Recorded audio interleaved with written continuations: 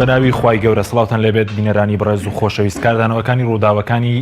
شیلاتزێ بەردەوامن کە تێیدا بنکەیەکی سەربازی سوپای تورکیا سووتێنرا لە ماوەی ڕابردوشدا دوای خۆپیشاندانەکەی زەمینیەکانی دۆک زیاتر لە 20 خۆپیشاندەر و چالاکی مەدەنیان دەستگیر کردووە. بە میواندارێک لە بەڕێزان لە ستۆدیۆی سەرەکی نەوزادی مهۆندیش شڕۆڤەکاری سیاسی هەروە لاولێرەوە دکتۆر ڕێبین سەلام مامۆسای زانکۆ تاوتوێ ئەم پرسە دەکەین. سەرەتا راپۆرتێک دەبین دواتر لەگەڵ میوانەکانمان درێژە بەم پرسە دەدەین.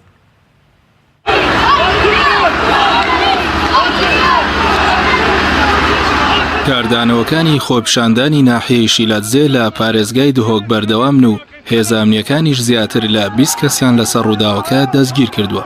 دوای ئەوەی لە ئەنجامی بۆردومانی فڕۆکە جەنگیەکانی تورکیا لە قەزای ئامێدی چەند هاوڵاتیەک گیانیان لەدەستدا، ئەمەش ناڕەزایەتی دانیشتوانی ناحیەی شیلاتزێ لێکەوتەوە و خۆپیشاندانەکانیان دژی سوپای تورکیا ئەنجامدا.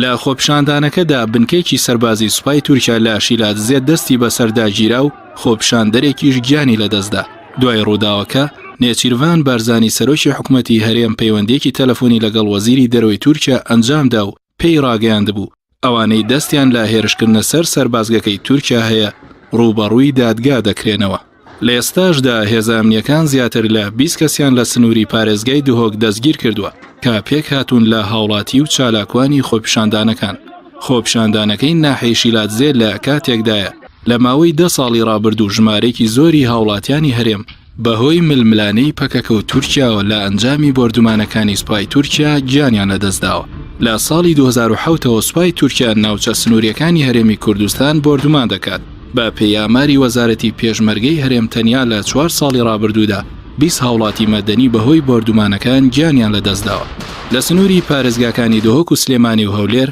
پارتی کرێکارانی کوردستان پەکەکە نزیکەی 300 گوندی لەژێر دەسەڵاتدایە و هەمیشە مەترسی بۆردومانیان لەسرە. بۆ ڕوبەڕووبوونەوەی پەکەکەش سوپای تورکیا 18 بنکەی سەربازی لە سنووری دهۆک و هەولێر هەیە.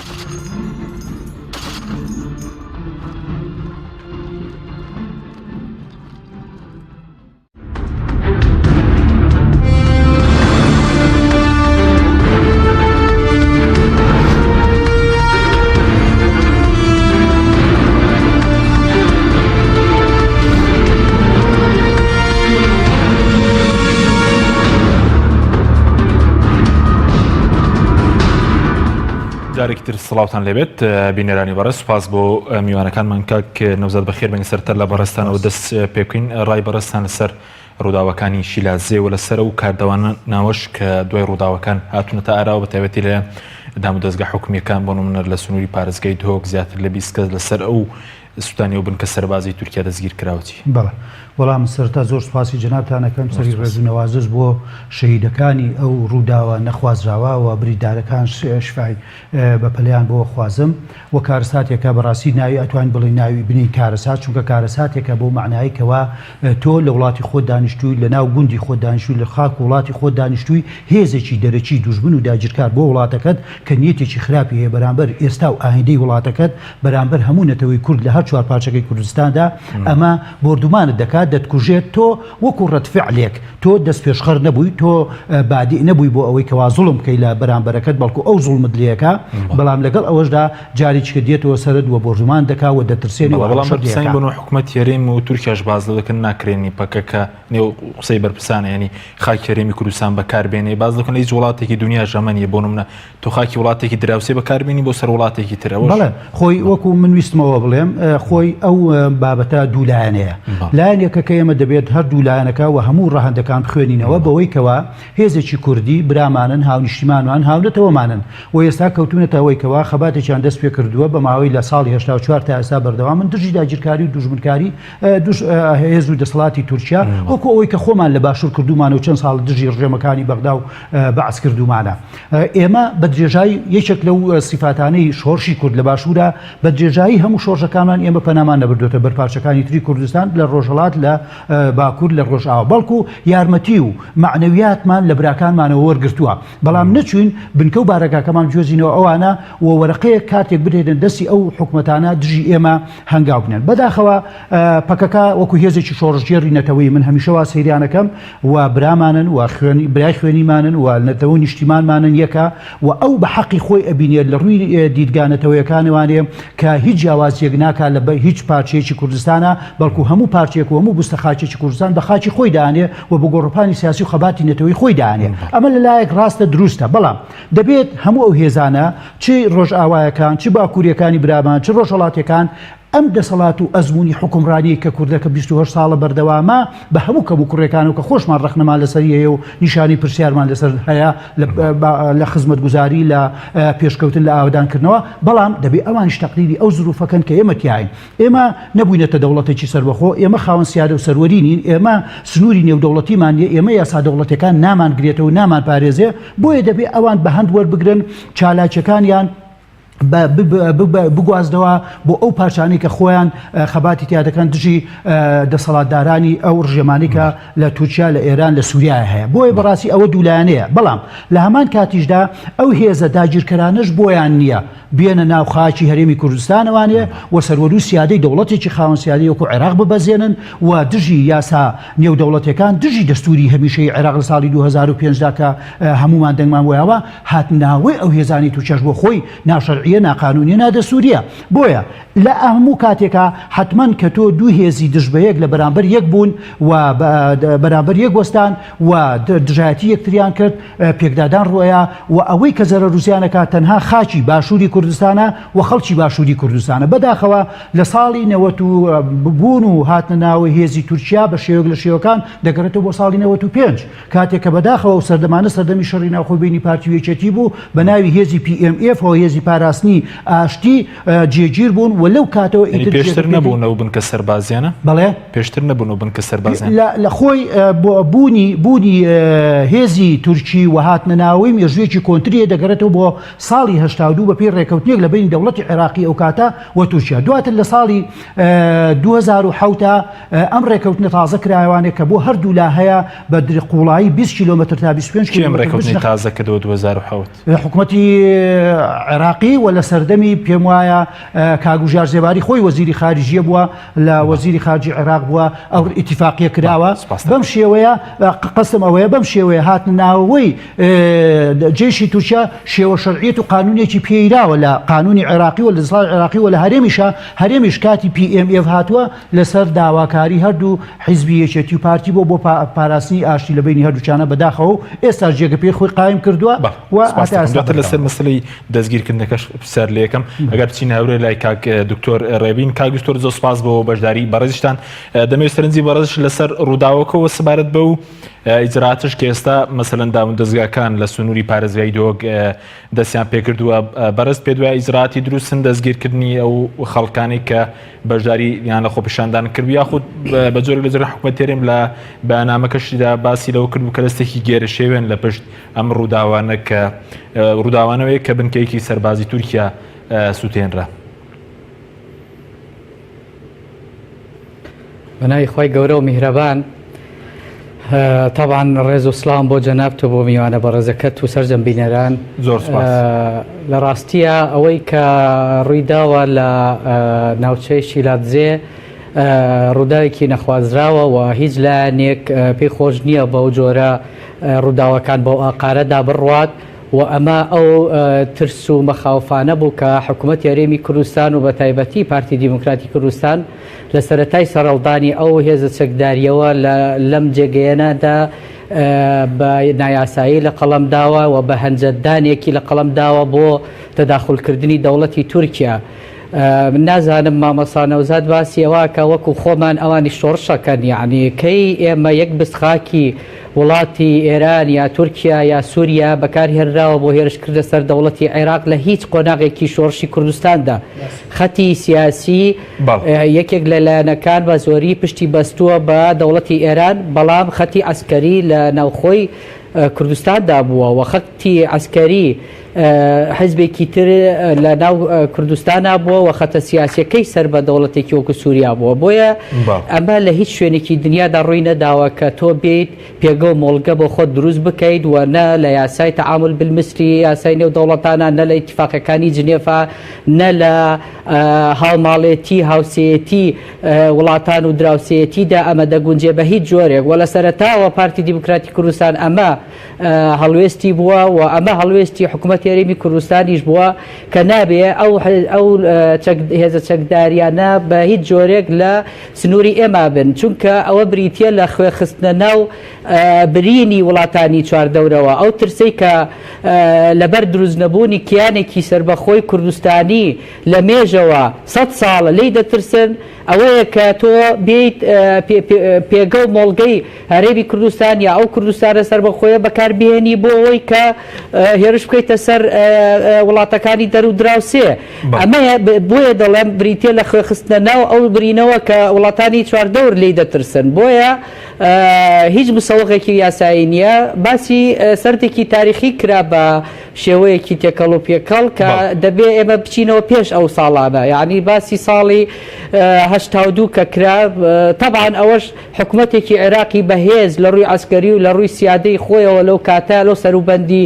ساڵانی هەشتایە کە ئەم مەسلەی بۆ کۆنتترۆڵ دەکرا ئەویش بە بۆنەی دیسان ئەو فراغا ئەمنی و عسکەریەی کە هەندێک لەو هێزە چەکداریانە بە بێ ڕەچاوکردنی بەرژەوەندی هەرێمی کوردستان و بەتەنیا لە پێناو بەرژەوەندی خۆدا پێگەی یان فراغی عسکەری کە لە دۆڵ و چیاکانی کوردستانە هەبووە بەکاری هێنراوە بۆ ئەم بابەتە ئەگەر حیزبێک لایەنێک دەیەوێت شۆڕش بکە بەڕاستی معقول نییە کە هەتا ئێستا 4 مەتر زەوی نەتوانێت ڕزگار بکە و خەڵکی ناوچەکەی خۆی نەتوانێت داکۆکی لێ بکات و لە شوێنی خۆیەوە پێگەیەک نەتوانێت کە شۆڕش بکە ئەمە شۆڕشکردن نییە ئەمە تێکدانی شۆڕشی کوردستانە شتێکدانی ئەوەی ئێمەش وەکو ئەوانمان نەکردەوە کو مامەستا دەفەرمیێ قەت وانە بووە کە دەفەرمێت ئێمە شۆڕشمان وەکو ئەوان چۆن شۆڕشیان کردووە ئێمە ژوا شۆڕش دەکەین ئەمە نەبووە لە هیچ شۆڕشی کوردستانە و تەنیا بریتە لە کێشەنانەوە بۆ هەرێمی کوردستان بەڵێ بەڕێزت باز لەوەکی کە بوونی مەبەست پەکەکەی لە هەرێم هیچ مەسەرەن بنەمایەکی یاساینی لە ڕووی یاسای نێودوڵەتیشەوە مەسەرەن ڕێگەی پێنەدراوە ئەی بوونی سوپای تورکیا هیچ بنەمایەکی یاسایی هەیە لە ڕووی یاسای نێودوڵەتیش ڕێگەی پێدراوە مەسەرەن ئەگەر نەخێر ڕەت فعلە ئێستا بە بۆنەی هەنجەتی ئیرهابەوە هەموو وڵاتە بەهێزەکانی دنیا ئەوەی کە لە سووریا دروست بوو ئەوەی لە عێراقا دروست بوو ئەوەی لە هەر ناوچەیەکی دیکەی دنیادا لە ئەفغانستانە دروست دەبێ ئەوەیە کە ئیرهاب هەیە یعنی هێزێکی چەکداری هەیە دژی حکوومەت و دەسەڵات دەدەنگێ لە دەرەوەی یاساکانی نێودەوڵەتی لە دەرەوەی یاسا نێودەوڵەتی ڕێگە پێدراوەکان بۆیە ئەم هەنجەتدانە بەدەستەوەیە کردوێتە کارێک کە وڵاتێکی وەکو تورکیا بە خاترجەمی بێت و هێرشیش بکاتە سەر ئەو مۆڵگانە ئەگەر با مۆڵگانە لەوێدا نەبێت چه هەنجەتێک بەدەست حکوومەتی تورکیاوە دەبێت کە خەڵکی سیڤیل پێوە ببن یعنی بۆ تۆ خۆت نەواتی هەنجەتەکەت چاندووە لە ناو جەرگەی فراغێکی عسکەریدا و دێ کردوتە بە پێگەیە کە هێرش بکەیتە سەر وڵاتێکی وەکو تورکیا یا هەر وڵاتێکی دیکە ئەمە بۆ خۆت هەنجەت دەدەی بەدەستەوە ئێستا با وێنەکە پێچەوانە بکەینەوە بە هێزێکی چەکداری بنێرین بۆ دەوڵەتی تورکیا ئێمە پێگە و مۆڵگەیەک دروست بکە بیکا بە پێگەیەک و لە حکوومەتی عێراقی بدا دەبێت ئەڵوێستی حکوومەتی عێراق چی بێ ئیلا دەبێت ئەگەر تۆ پێت پچ کۆنتترۆل داکرێت دەبێت دەوڵەتەکە تەداخل بکە ئەو مەسەلەی هاتنە ناوەی ساڵی 95 و شەڕی ناوخۆکە لە 2005 شڕێکی نەگریزی ناوخۆ براکوژی دەستی پێکردبوو ئەوەش ئیستیجابە بوو بۆ ئەوەی کە ئیتفاقیەتێک لە نێوان 300 چەکداری یەکێتی نیشتیمانی کوردستان و ئیتفاقێک کرابوو لەگەڵ هێزەکانی پەکەکەدا بۆ لە ناوبردننی پارتی دیموکراتی کوردستان و پەلکێشی سوپایەکی گەورە و بەهێز و لە دەهۆری وەکو پاسدار کرابوو بۆی کە ئەزمونونەکەی هەرێمی کوردستانیش بە تەواوەتی لە ناو ببرێت چونکە بە هیچ جۆرێک ئەو مەسافەی دژەفڕینەی کە لە بڵێن لە هەرێمی کوردستان ئەو کات بە ناوی باکووری عێراقەوە ناوبرابوو بەپێی قەراری 688 هەرێمێکی دژەفڕین بوو نابێت بپڕ بکرێتەوە فراغ عسکەریە بە هێزێکی پاسدار و بە هێزی پەکەکە تۆغبوونەوەی هێزی پەکەکە نەواتی بۆ ئەمە دەگەڕێتەوانێ و ئەمە شەکە لە سەرتاوە هەڵوێستەکە بەوازەحی دیار بووە و ئێستا لەبەر تێکچوونی بارودۆخ و هاوسەنگی هێز ئەو لایەنانە بە زۆری لایەنگری دەوڵەتی ئێرانن یعنی بەڕوون و ئاشکرا و کەسێک دەزانێت کە کی حرەکان پێکا و کی حرەکان پێ ناکا ئێستا بارەکەیان کەوتۆتە لێژی و پێویست ناکات لەوێ بمێننەوە بە هیچ جۆرێ لەبەرەوەی بەزەبری هێز و خۆسەپاندن ماونەتەوە و هیچ بنەمایەکی نە شۆڕژگێڕی و نە برای خوێنی و نە ئەم جۆرە شیعاراتە نەتەوەیەتیانە بۆ خوتوکەدانی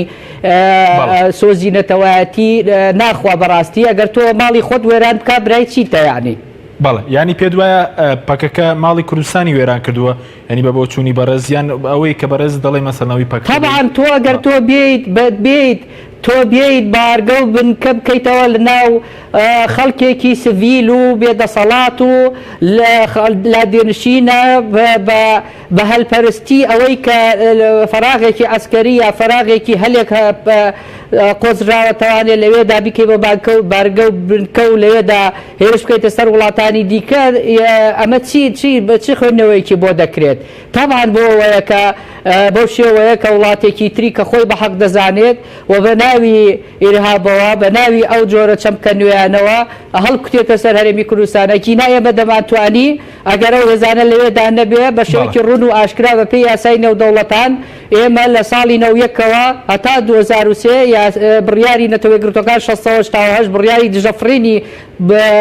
داوچەی هەرێمی کوردستانمان هەیە دەمانتوانی تەفعیلی بکەین بەڵام ئەوەیش لە تۆ هیچ ئەندامێک لە مەحفەلی دەولیدا نییە ئەم قسەش ناچێتە پێشەوە دەوڵەتێکی وەکو تورکیاش لەوێ ئەندامە لە یوئێنا وەڵامە دوا دەداتەوە دەڵێ کاتێ تۆ پێگە و بنکەی هێرشکردنە سەر وڵاتەکەم و ئەمنیەتی وڵاتەکەم و خەتەریاتی سەر وڵاتەکەمت نەهێش ئەو کاتە منیش بڕیارەکە جێبەجێەکەم. بەڵێ سپاس دەکەم دواتە گەرم بۆلای بەڕێزت دکتۆر کاک ناوزەت بگەرم بۆلای بەڕێز سەبارەت بەو دەستگیرکردنانەی کە ئێستا حکوومەتی هەرێم هەیەتی دوایی قسەکردنی نێچیڤان بارزانی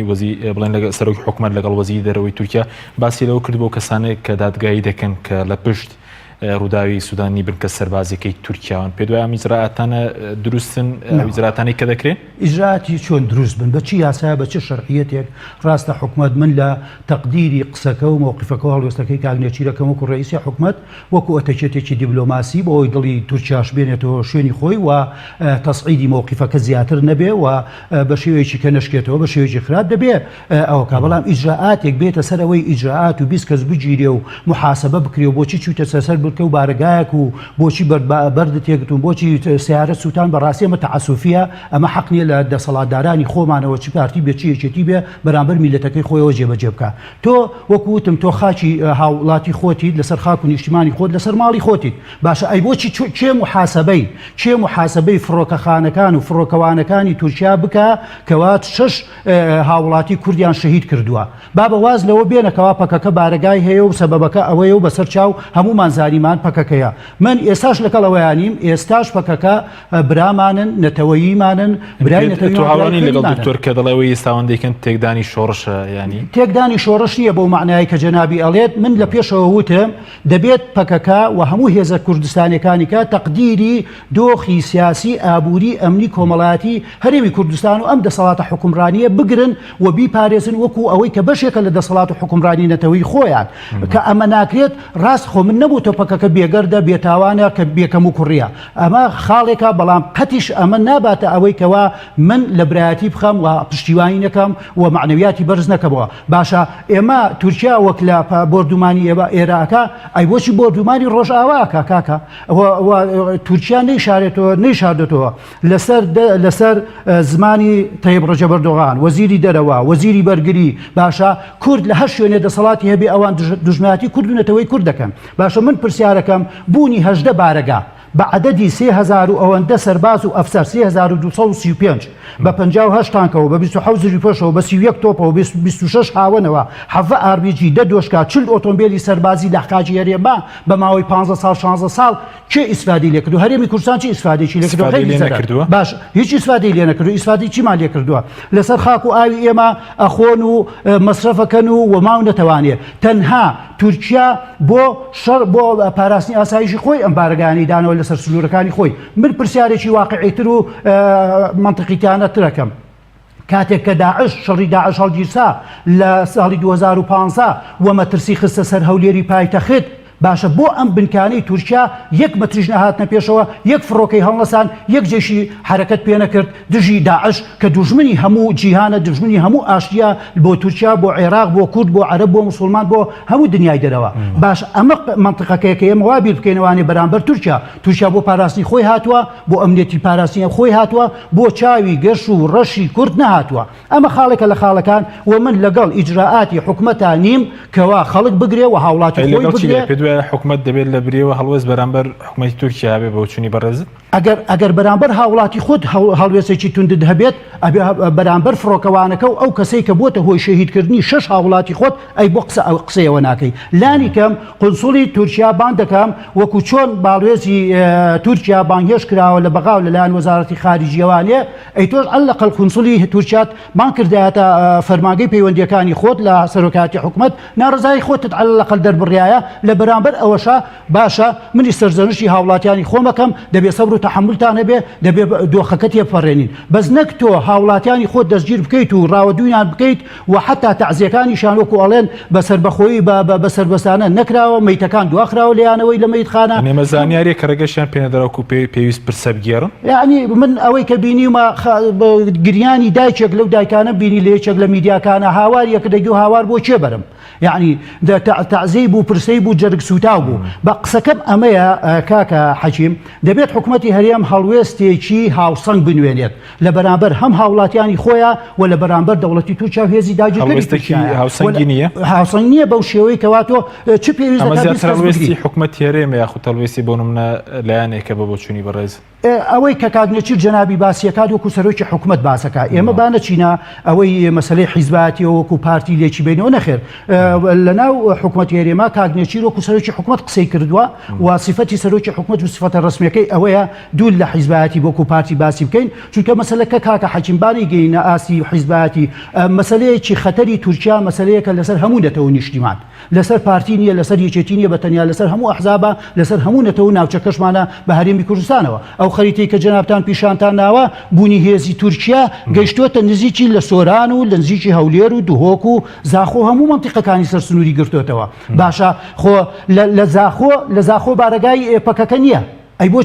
بۆچی چەند بارەگای هەواڵگری میت و ئەوانە هەیە لە ناوجەرگەی زاخۆ لە ناوجەرگەی دهۆکە ئەوتمان لە سێ کوچکەکەی بینی عێراق و ئێران و تورکیا هەیە لە قەندیل هەیە لە هەندێک شوێنی کە هەیە خۆ لە دهۆک و زاخۆیان پەکەکە نییە بۆچی مقڕات هێشتۆتەوە لە بەعشیقە نییە کاکە لەبەرەوە بەڕاستی من حەزەکەم ئێمە وا سیرکەین لەگەڵ دکتۆریش خوێندنەوەمان بۆ حەدەسەکە وا بێ حەدەسێکی نەخوازراوە بەڵێ و گەیشتۆتە دەرەجەی کارەسات بەو معنای کە داگیرکەرێکێت بە ڕۆژی نیوەڕۆ هاوڵاتی خۆت لەسەر نیشتیمانەکەی خۆت لێ ئەکوژێت تۆ دەنگت نەبێت تۆ محاسبەی دەرەوە نەکەی بەڵام بکەویتە گیانی هاوڵاتیەکانی خۆتەوە سپاس دەکەم کاک دکتۆر ئەگەر بگەڕێن و لای بەڕێز سەبارەت بەوەی کە تۆ پێ دوایە ئەم میزراتانە دروستن کە ئێستا حکوومەت هێرێم کردوێتی ئەگەر نەیە کازیان بە پەیوەندیەکانی هەرێم و تورکیا دەگات ئەوەی کە خەڵک دەستگیر کراوە لە سنووری پارێزگای دهۆک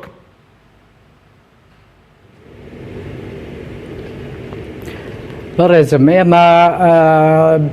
دوو مەسەلەمان هەیە زۆر تێکەڵ و پێکەڵە لای ئێمە بەڕاستیەکەی ئەویش مەسەلەی ئەخلاق لەگەڵ مەسەلەی ئاین یان دین مەسەلەی ئەخلاق بریتە لە پاراستنی بەرژەوەندی تاک لە نێو کۆمەڵگادا مەسەلەی ئاین بریتە لە پاراستنی بەرژەوەندی کۆمەڵگە لە لای تاک کاتێک کە تۆ بێیت بەرژەوەندی گشتی خۆت و وڵاتی خۆت و هەموو ئەوانە بەلاوە بنێیت و بەرژەوەندێکی تەسکی حیزبایەتی پەلکێشی حیزبێک بکەیت کە بنکەوت بارەگا بکاتەوە لە کوردستاندا و ئەمە بکەی ئەمە دژی هەم ئەخلاقیش و هەم ئاینیشە یعنی بەڕاستی و ئێوە جەنابتان کەناڵێکی موسڵمانن لە خوابەزیا بێ دەبێ ئەوە بزانن کە ئەو وێنەیە کە دەیگەێنین بە خەڵک نەیشێوێنین وێنە ڕاستیەکەی کە بیگەێنین دەبێ بیگەێنین ئەویش ئەوەیە کە ئەم بنکە و بارەگایانە یەکێک لە پارتەکانی بەڵێ وایە یەکێک لە پارتەکانی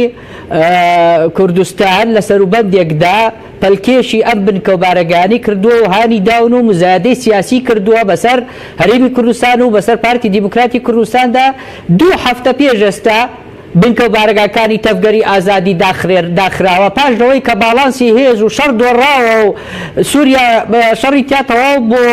هەژمونی ئێران تەحجی مەکرێت و هەموو ئەم بابەتانە ڕوودەدا ئەو جا بڕیاری داخستنی ماڵۆچکەیەکی تەفگەرێکی ئازادی دراوە بە شێوەیە کە چەند ساڵە دەڵێن ئەمە غەڵەتە لێرەدا بەم شێوەیە هەبێ ئەم نەوە هەڵس و کەوتانە یاد گۆڕینی وێنەکان و ڕاستیەکان بە شێوەیەکی سۆزداری و بەکارهێنانی ئەو زمانە سۆزداریە بەڕاستی کار ناکات لە عالەمی سیاسەتە کار ناکات لە عالەمی پاراستنی بەرژەوەندی گشتیە یعنی ئەو کەسانی کە لەوێ شاچوون بەگشت ئەو بنکە و بارەگایانە بەبێ ئەوەی ئەساس و بنەماکەی بزانن لە ڕەتفعلەکەەوە دەستیان پێکردووە بەبێ ئەوەی لە فعلەکە بزانن چۆن بووە ئەمانە هەر هەمووی ڕەتفعلی فعلێکە کە چەسپاندنی ئەم جۆرە بنکانە لەم شوێنەدا و بە هەلزانینی ئەو فەراغەی کە لەو ناوچانەدا هەیە کە نابێتە دی بەڕاستی و ئەمە پلانێکی ئێرانی و ئیقلیمی گەورەترە لە من و لە کاک دکتۆر لە میوانە بەڕێزەکەت و تەنانەت لە پارتیەوەکێتیش یعنی ئەمە پلانێکە بۆ ئەوەی کە ئەم هەژبوونەی باڵی کە ئێران وەکو هیلالی شیعی خەوی پێوە دەبینن لە هەفتەیەکانەوە بەم نۆعە بە ناوی کوردایەتی و سۆزداریەوە هیچ نەبێ ئەگەر خۆیان نەیانتوانی بە ناوی سۆزداری هاو نیشتیمانی و هاو نەتەوایەتیەوە بیهێنەدی بۆچی لەسەر ئەو شاخەی کە مەسەبەی ساروخەکانی گرتنە سەر تەلەبیبی تێدایە دەبێت لە شنگان هێزی پەکەکە جێگەی خۆی قایم بکە ئەو شوێنانی کە مامۆستا باسی دەکات هەمووی ئەو شوێنانن کە شوێنی خەتەرناکن و شوێنی پلانێکی دوور و درێژتر و استراتیجیتر و قوڵتر و بێژوویترن بۆ دەوڵەتی ئێرانی کە ئێستا ئیتر واوردە دەردەکەوێت بۆ خەڵکی کوردستان و ئەو لایەنانەی کە پشتیوانیشیان دەکردن پەشیمان بوونەتەوە و خەریکی چاکردنەوەی هەڵە کۆنەکانن بە پەلە پرۆزەیەکی وە کە هیچ دەوریش نبینێ یعنی چونکە تۆ هەڵوێستەکانی خۆتت تۆمار کردووە لە خراپترین دۆخدا ئێستا لە لاوازیە دێیت هەڵوێست تۆمار دەکەیت ئەو هەڵوێست تۆمارکردانە هیچی خوێندنەوەی بۆ ناکرێت تەنانەت لە دەوڵەتی تورکیاشەوە ناوبڕێکمانەیە دواتر لەگەڵ بەرز و کاک ناوزەت درێژە بە گفتوگۆکەمان دەدەین بەڵێ بینەرانی بەرز ناوبڕێک و دەگەڕین وڵاتە تۆپ ئارت تاکە بریکاری تۆڕی میدیایی کۆمەڵ بۆ دروستکردن و بڵاوکردنەوەی ڕیکلام تۆپ ئارت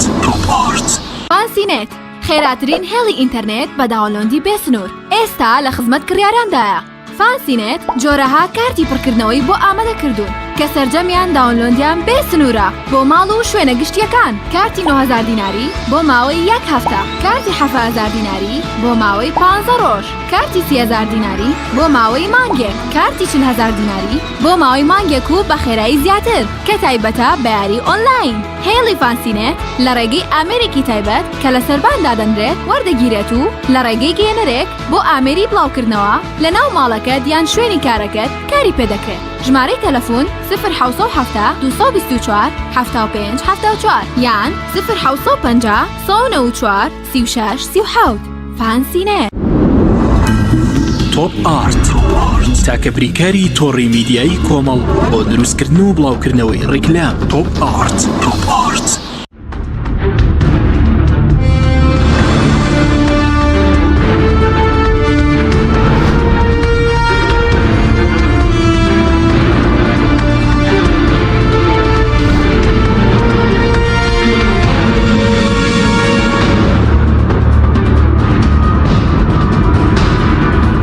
جارێکتر سڵاتان لەبێت بینەرانی بەڕێز کاک نەوزەت بگەرم و لای بەڕێز سەوارد بە هەڵوێستی حکومەتیێرێم ینی بەڕێز پێدوا بوو کە هەڵوێستێکی لاواز بوو لە ئەستەم هەڵوێستی بەسەلەم بەغداد باشتر بوو لە مەڕەم کێشانە ئەی طبعا تۆ حکوومەتی بەغداد من لێرەشەوە بە لەڕی قانونەوە قانونیەوانەیە دەوڵەتی عێراق وەکو دەوڵەتی مرکزی واجبی یەکەمی ئەوە کە هەموو سەروەر و سیادە و سنوورە نێو دەوڵەتەکان بپارێزێ بە هەرێمی کوردستانیشەوە ئەمە تا ئەو کاتی ئێمە وەکو هەرێمێک لە ناو دەوڵەتی عێراقی فیدراڵیا بین یعنی بە پلەی یەکەم حتا هەڵوێستەکەی بەغدادیش زۆر توند و لە ئاست گەورەبوونان نییە بەسەران چەند وەخت هێزی تورکیا 15 ساڵە هاتوۆتە ئێرەوە و بردومانی بەردەوام ئەکات دەبێت هەموو تەجاوزێک و هەموو شکانێکی سەروەریەکی عێراق بچێت بە پێی یاسا لە نەتەوەی گرتوەکان شکات بکات لە بەرەوەی دەوڵەتی عێراق و دەوڵەتی تورکیا دوو عوزون و تەداخلی یەکتریەکان و دەبێت ئەوە وەکوتم ئەرکی دەوڵەتی عێراقیە. بەڵام لە چاو هەڵوێستەکەی هەرێمی کوردستانە هەڵوێستی دەوڵەتی عێراق و بەغداد و وەزارەتی خارجیە بەهێزتر بوو وەکوەوەی کە لێ ئەخوێنرێتەوانێ بێزەکەی لە چیدا بوون ئەوە سەفیری تورکیا بانگی کردووە و سەرزەنشتی کردووە و پێی ڕاگەیاندووە کە نابێت جاریشکە سەروەری عێراق پێشێل بکرێ و ئەم کاراش بەرامبەر هاوڵاتیەکانی عێراقی بە کوشتن و بە بریندارکردن دووبارە ببێتەوە. ئێمە وەکوتم لە پێشوە دەبوو لانی کەم پەیوەندیەکانی ئێمە پەیوەندیەکانی دەرەوەمان فەرمانگەی پەیوەندیەکانی دەرەوە قونسوڵی تورکیای بانکردا لە هەولێر بە هەمان شێوە ڕەخنە و سەرزەنشتی خۆی پێ بگەێنایە و لە بەرامبەریشدا بەڵێ ئێمەش لەگەڵ ئەوەدانین کە خوێن بڕژێ نە لە سەربازەکانی تورکیانە لە هاوڵاتەکانی ئێمە. بۆ معلوماتان هاوڵاتیانی ئێمە وەکو ڕەتفعلێکی بردومان و شەیدکردنی هاوڵاتیەکانی خۆیان و خزم و کەسوکاریان چوونەتە سەر ئەو بارگایە لە بنکەی سیرێ یەک سەربازیان نەکوشتۆ کاکە وەنیە بریناریش لەوانەیە بریناش بووە بە بەر چوور خۆ ئەمان بە چەک و تفەنگ و ئەوە نەچوون چەند سیارەیەکی عسکەری سوتاوە خۆ دنیا کاول نەبووە لە ئەردۆگان ڕئیسی جمهوریەتی تورکیای 8 ملیۆن کەسی بێتە سەرخەت وەزیری خارجیە بۆ پەلەماری بنکەیەک کە هیچ خوێنیتیان نەڕژاوە سەربازێکیان سەری نەشکاوە بێتە سەرخەت لەسەر لەگەڵ سەرۆگۆزیرانی هەرێمی کوردستانە قسە بکە ئەی ئێمە بۆ نەتوانین لە وڵاتەکەی خۆمان ئەوەندە بکەین. بەڵام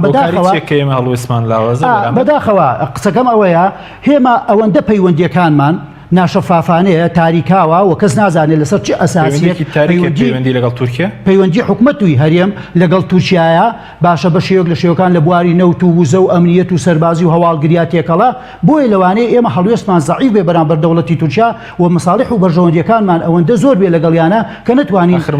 موقیفێک ببینێنین نەتەوەی یاخود حزبی. واللهی جا ئەوە ئەگەر وتکەینەوانی من حەز ناکەم زۆر بە نەهجی حیزبایەتی قسە بکەین بەڵام لەوانەیە پەیوەندیەکان بەداخەوە لە حکومەتی هەرێمی کوردستانە و لە دەسەڵات و حکومڕانی هەرێمی کوردستانە علاقەتەکان ئەوەندەی لەسەر ئەساسی حیزبایەتیە و لەسەر علاقەتی حیزب و دەوڵەتەکە لە پارێزگای سلێمانیش ڕاست بەڵێ بۆ خۆ من دەرگابراڵێ هەمومان حیزبەکان لە هەردوو لاوەنێنی هەمومان لێ کەشتیان کاکە حەکیم لە دهۆک و زاخۆ تا خانقین هەمومان لێ کەشتیای بە باشمانەوە بە خراپمانەوانێ دەبێت دان بە خراپەکانی خۆمان نابنێن بە کەم و کوڕەکانمان نابنێن وچیش باشە بیکەین لە مەودوع. من بۆ دکتۆری شەڵێم مەسلەی کورد مەسلەیەکی سیاسیە لە ناوچەی ڕۆژهەڵاتی ناوەڕاستە لەسەر ئاسی ناوچەی ڕۆژهەڵاتی ناوەڕاست لەسەر ئاسی دنیاوە بە تایبەتیش لەسەر ئاسی ئەو چوار دەوڵەتەی کە کوردستانی گەورەی سەرداگیر و دابەشکراوە مەسلەیەکی سیاسیە مەسلەیە کە دەبێت بە سیاست حل بکرێ و مافی ڕەوای گەلی کورد بیورێ و نەتەوەی کورد بیرێ دەما مەسلەی عەتف و سۆزوانە نییە کاکە ئەمە دروشمی باق و بریق و بێناوەڕۆک نییە ئەگەر ئێمەی کورد و ئەمە تاکی کورد بەم شێوەیە بیر بکەینەوە لەسەر هەڵوێستەکانمان کە بە سۆز و عاتیفە قسە لەسەر مەسەلەی ڕەوای میلەتەکەمان و نەتەوەکەمانەکەین دەبێت 10 ساڵی کە و 100 ساڵیکە لە ژێر خاکمانە داگیر و دابەشکراو بین. ئێمە مەسەلەی کورد مەسەلەیەکی سیاسیە مافی خۆمانە دەوڵەتی سەر بە خۆمان هەبێت و جێش و نیزاممان هەبێت سەروەری و سیادەمان هەبێت دەسەڵات و حکومڕانیەکی میلەت نەتەوەی کوردمان هەبێت. بۆچی ئێمە خۆمان هەمیشە بە بچووک بزانین هەمیشە بەکەم بزانین لە بەرامبەر داگیرکارەکانمانە ئاخر خۆ ئەمەیە نەفسیەتی ئێمەیان خوێنێتەوە داگیرکارەکانی کوردستان کە دەزانن چەند دەروونمان نەخۆشە چەند دەروونمان لاوازە چەند بێ هەڵوێستین دبۆیە ئەوان زاڵ بوون بەسەرمانە. من دەڵێم دەبێت ئێمە وەکو هەرێمی کوردستان و ئەم دەسەڵاتە بە شێوەیەکی سیاسی لەگەڵ دەوڵەتەکانی دراوسێ لەگەڵ ویزاراتانی کە حکومەت کردوێتی لە سنووری پارێزگای دۆکوایە بەڵام پێش ڕەنگە خەڵک پرسیار کە لە سلێمانیش ئەم ویزاراتانە بەرامبەر بە حیزبێکی نزیک لە پەکەکە کرا ینی ئەمە لە سنووری سلێمانیش هەیە ینی ئەوەش ناشارینەوە ئەویش حقیقەتێکی تاڵە بەداخەوە ئەڵێم نێویشەر نادروست ینی کاک حەکیمگیان من بە نهجی حیزباتی قسە ناکەم لێرە کە جەنابت میوانداری منت کردووە من حقیقەتەکان وەکو خۆی بینم لەوەی کە من خۆم تێگەیشتم و خوێندنەوە بۆیە لەوانەش ڕاست دەرنەچێ خوێندنەوەکانی من بۆیە بە هەر حاڵ تافگەری ئازادی حیزبێکە وەکو ئەڵێن لە سایە و سێبەری پەکەکەیە ئەم حیزبا هەمومان ئەزانین تا ئێستا لە وەزارەتی ناوخۆی حکومەتی هەرێمی کوردستان کە هەمومان حکومەتی هەرێمی کوردستان بە دەسەڵاتی شەرعی میلەتەکەمان دانین مۆڵەتی کارکردن و ئیجازە وەرگرتنی کاری سیاسیان نیە بەڵکو ئەمان چوون لە بەغاوە بەو سیفەتەی بەغا پایتەختی هەموو دەوڵەتی عێراقا و بۆی هەیە کار لە کوردستان و باشووری عێراقی شابکە ئیجازەی لەوێ وەرگرتووە کاتێک هاتە سەر ئەوەی خۆ من لە سەرەتاشەوە وتومە دەبێت پەکەکە و حیزبە کوردستانیەکانی ئێرانیش و ڕۆژ ئاواش تەقدیری وەزع و سروفی ناسکی سیاسی هەرێمی کوردستان بکەن و نێڵن ئەم وەزعەتێک بیرێت چونکە ئەزمموی کوردستان کە تێکچوو بۆ 100 ساڵی کە ئێمە ناتوانین ئەم دەسەڵاتی خۆمان بگرینەوە دەست بۆیە لەگەڵ چ ئیجراعاتێک هەج ئیجراعاتێکی تەعەسوفی دوول لە یاخود پێشێلکردنی مافی مرۆڤ و ئازادیەکان و دیموکراسیەتی تیا بوو ئەگەر لە یەکێتیەوە بێ ئەگەر لە گۆڕانەوە بێ ئەگەر لە کۆمەڵی ئیسلامیشەوە بێ لە پارتیشەوە بێ من قبوڵم نییە کە کراویشە هەموو ئەم ئیجراعاتانە بۆ ئەوەیە کە ئەمنیەت و ئاسایشی ئەو ناوچەی کە تا بتوانین ڕای بگرین و خۆشگوزەرانی و ئەمنیەت و ئاسایش بۆ میلەتەکەمان دابین بکەین ئەی ئەرچی حکومەتی هەرێمی کوردستان ئەرچی دەسەڵاتدارانی حکومەتی هەرێمی کوردستان کە ئێستا لە پارتی وێچێتی و ئەو ئەحزابانی کە یاخۆی بینێتەوانێ ئەرچیان چییە دابینکردنی ئەمنیەت و ئاسایشە دابینکردنی خۆشگوزەرانی بۆ هاوڵاتیان ئێرە بە ئەمنیەت ڕاگررتنی ئەمنیەت بزانین بۆ ئەوە دەستگیرکردنی بۆ نمونە لە دۆک بە ڕاگررتنی ئەمنیەت نەزانین باشە جاب نمونەیەکی کەت بۆ بێنمەوە ئێمە حیزبی دیموکراتی کوردستان لە کۆیە لەژێر دەسەڵاتی یەکێتیان حیزبی شۆڕژێران و زەحمەتکێشان لە زرجێز لەژێر دەستی یەکێتیان قەندیل لەژێر دەسەڵاتی یەکێتیان ئێمە نەمانگەیانێتە ڕادەیەک کە نە ئەمنیەتی ئەوان تێکچێت نە ئەمنیەتی ئێمەش تێک بچێت ئەبێ سیاسەتێکی نەرمونیان و حەکیمانە جێبەجێ بکەی لە دۆخێکایە کە تۆ دەسەڵاتت نییە نەپەکەکە دەرکەی نە دیموکراتەکان دەرکەی نە زەحمەتکێشەکان و کۆمەڵەکان دەرکەی ئەوان وەکو وتم هاتوونەتە سەر خاچێک لەو دیرگای خوانەوە کە خاک و پارچی کوردستان بەشێکە لە کوردستانی گەوری خۆیان. سپاس دەکەم دکتۆر ڕێبین سەبارەت بەوەی کە قسەی زۆر هەبوو لەسەر لەلای هاوڵاتیان لەسەر هەڵوێستەکەی حکوومەتیێرە باز دەو دەکەن کە لەبری لێپرسینەوە بۆ نمونە لەگەڵ ئەو پێشێرکارانەکە بۆ سەر هاوڵاتیان لە بردومان دەکرێت پرسینەوە بۆ نمونە لەگەڵ هاوڵاتەکانی خۆی دەکا قسەشە بوو لەسەرەوەی بەغدا بۆ نمونە ئەو لێ پرسینەوە لە باڵێزی تورکیا دەکا سەرنجی بەڕێز لە سەرەمەتی بوو.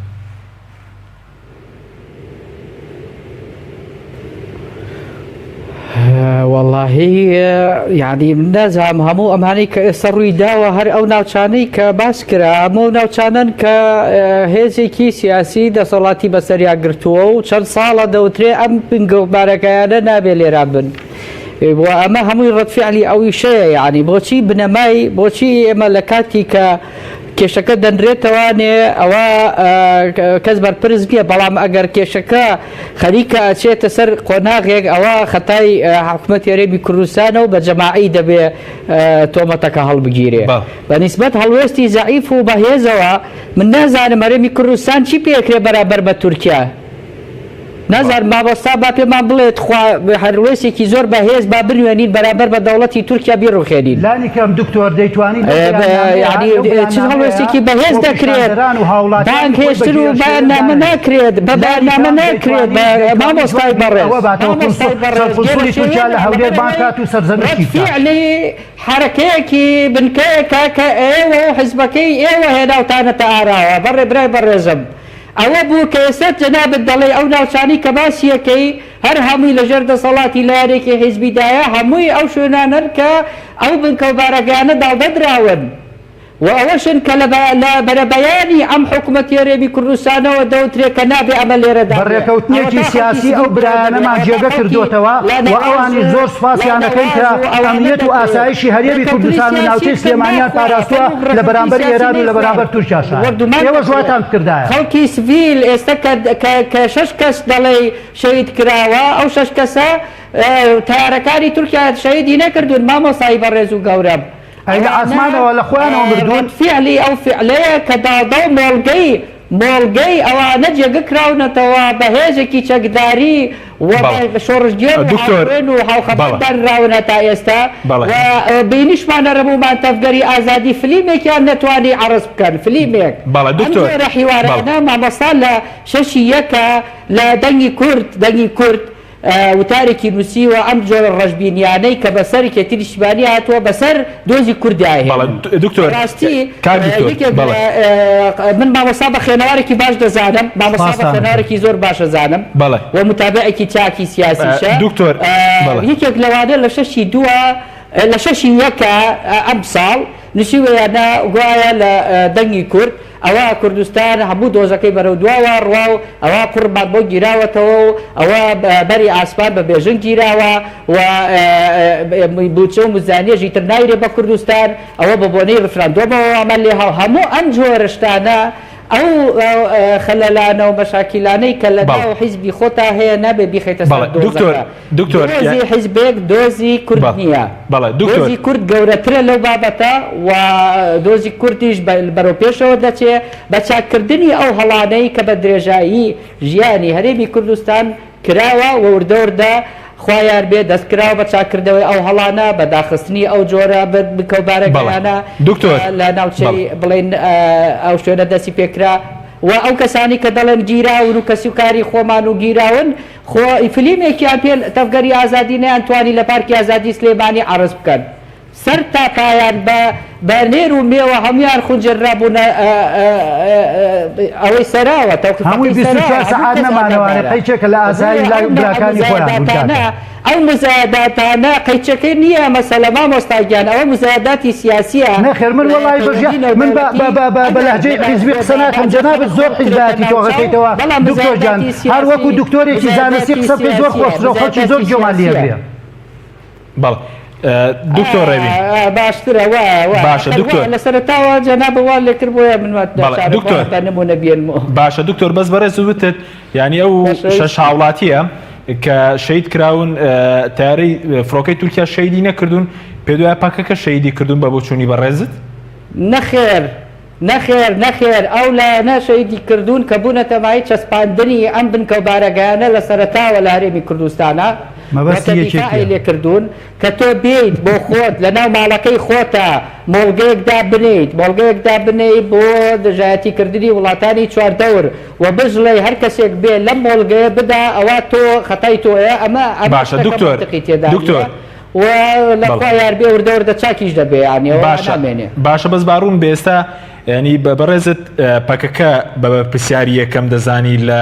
ئەو شەیدکردنی و هاوڵاتێنیا خود تورکیا ینی تورکیا ئێستا مافیەوەی هەیە کە هێرش بکاتە سەر هەرێمی کوردستان بێگومان بەڕێزم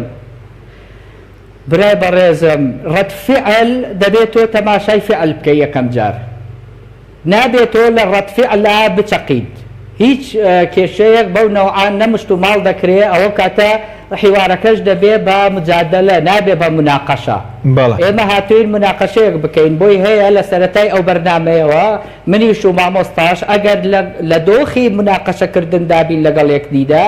ئەوە دەکرێت ڕایەکەمان بگۆڕین لە دوای چاوپێکەوتنەکەی بەڕێزت یا هەر کەسێکی دیکە کە دانیشتووە بەرامبەرمان لەم تەلەڤیزۆنە خۆشەویستەوە سێرمان دەکا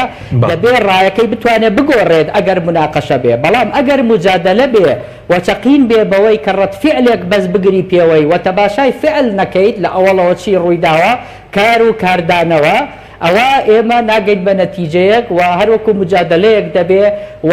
هیچ بەدەستەوە کۆتایی بە بەرنامەکەت دێ بۆیە ڕەجاءان ئێمە دەبێ بزانین فعلەکە لەکوێوە هاتووە و سەرچاوەی کردارەکە لەکوێوە هاتووە ئەوجا چارەسەرکردن وا دەبێت چارەسەر وا نابێت تۆ بە ڕەتفعلێک تەماشای ڕەتفعلێک باشە دکتۆر فعل نەکەیت بەڵێ بۆی ڕوون بێ لای ئێمە هەر بەڕوونی یعنی ئێستا کامیان بەرپرسیار بە بۆچوونی بەڕێزت پەکەکە بەرپرسیارەتی یەکەمە اینجا تورکیا بە بۆچوونی بەڕێزت وەڵاهیەوە پرسیارە بەجێ هەڵم بۆ بینەران و بۆ جەنابت و بۆ مامۆستای میوانی بەڕێزە من ناتوانم جواب بمەوە بەڵێ پرسیار لە میوانەکەشمان دەکەین بەس بۆچوونی بەڕێز چووکە تۆ پێشتر باست لەوە کرد کە مەسەرەن ئێمە دەی بە دوای و کارەکەدا بگەڕین مەسەلەن فڕۆکەی تورکیا واڵاتێنەی شەید نەکردوون ئەو جێگەیانە ئەوانە جێگە بوون کە داڵدەدانی ئێمە یەک بستی نە خاکی ئێران نە تورکیا نە سووریا وەکو هێڵێکی ئەسکەری بەکار نەهێنراوە بە درێژایی شۆڕشەکانی کوردستان شۆڕشێک ئەگەر نەتوانێت چوار بس خاک ئازاد بکە و خەڵکی ناوچەکە داڵدەیان بدا ئەمە چۆن شۆڕشێکە بچیت تۆ ئاژاوە بنیتەوە بۆ وڵاتێکی دیکەی دراوسێ لە هەر فەراغێکی ئەسکەری و جیۆ ئەسکەریدا بچیت فەراغەکە پڕ بکەیتەوانێ و فرسەتی بزانی بۆ هێرشکردنە سەر وڵاتێکی دیکە و هەنجەت بدەیت بە وڵاتێکە هێرش بکاتە سەرە وڵاتە و ئەزمونەکەشی بخەیتە مەترسیەوە ئەمە خەتەرە گەورەکەیە هەر ئەمەش بوو کە لە 95 کە شەڕەکەی ناوخۆ دەستی پێکرد بوو بە پەلکێشکردنی وڵاتێکی بێگانە و ئەو